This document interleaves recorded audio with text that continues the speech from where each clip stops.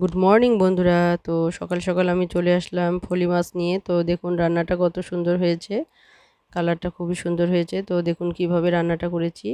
এখানে আমি 2 চামচ সর্ষে আর কাঁচা লঙ্কা আর লবণ নিয়েছি।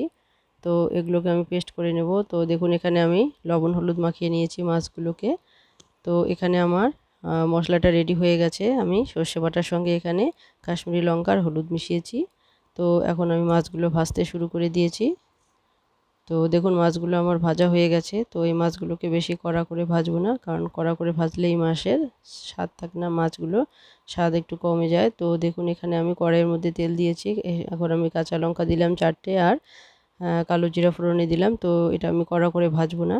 তো আমার যে রেডি করা মশলাগুলো আছে সেই মশলাগুলো আমি এখন দিয়ে দিলাম।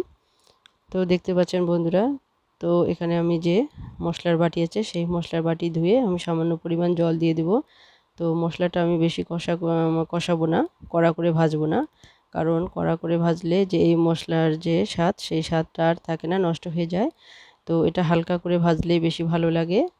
তো বন্ধুরা দেখুন এখানে আমি কিছু পরিমাণ জল দিয়ে এটাকে একটু নাড়াচাড়া করে কষিয়ে নেব। তো এটা আমি কড়া করে কষাবো না। তো এই মাছ সাধারণত একটু হালকা মানে মশলাটাকে কষিয়ে নিলেই এর স্বাদটা ভালো লাগে। তো দেখুন এখানে আমার কষানো হয়ে গেছে। তো এখন আমি এখানে লবণ দিয়ে দিলাম স্বাদ মতো। তো লবণ দেওয়ার পর একটু নাড়াচাড়া করে নিয়ে এখানে আমি ঝোলের যে জল সেই জলটা আমি দিয়ে দেবো। তো বন্ধুরা এখানে আমি এখন জলটা দিয়ে দেব। তো আমার জলটা দেওয়া হয়ে গেছে।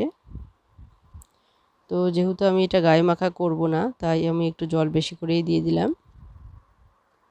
তো দেখতে পাচ্ছেন বন্ধুরা এখানে জলটা পুরো ফুটে উঠেছে। তো এখন আমি এখানে যে ভাজা করা মাছগুলো ছিল সেই মাছগুলো আমি এক এক করে দিয়ে দিলাম।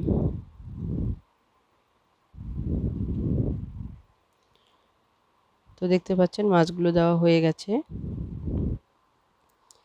তো কিছুক্ষণ আমি এটা জাল করব, 5 মিনিটের মতো এটা আমি জাল করব। তো দেখুন এখানে জাল হয়ে গেছে। তো আমার প্রায় স্যুপটা রেডি হয়ে গেছে। তো এটা আমি যেহেতু গায়ে মাখা করব না, একটু স্যুপ স্যুপ টাইপেরই রাখবো। তো আমার এটা হয়ে গেছে, রেডি হয়ে গেছে আমার এই স্যুপটা। তো বন্ধুরা অবশ্যই পাশে থাকুন, পুরো ভিডিওটা দেখুন, আর লাইক করুন, কমেন্ট করুন, আর শেয়ার করুন, আর সাবস্ক্রাইব করতে অবশ্যই সাবস্ক্রাইব করবেন, সাবস্ক্রাইব করতে ভুলবেন না। তো বন্ধুরা আপনারা যদি সাবস্ক্রাইব করেন তবে নতুন নতুন ভিডিও বানাতে উৎসাহ পাবো। তো পুরো ভিডিওটা দেখার জন্য অসংখ্য অসংখ্য ধন্যবাদ। তো বন্ধুরা রান্নাটা কীরকম হয়েছে অবশ্যই কমেন্টে জানাবেন, আর যদি কোথাও ভুল ত্রুটি হয়ে থাকে তো সেটাও কমেন্টে জানাবেন। তো পুরো ভিডিওটা দেখার জন্য অসংখ্য ধন্যবাদ। Thank you.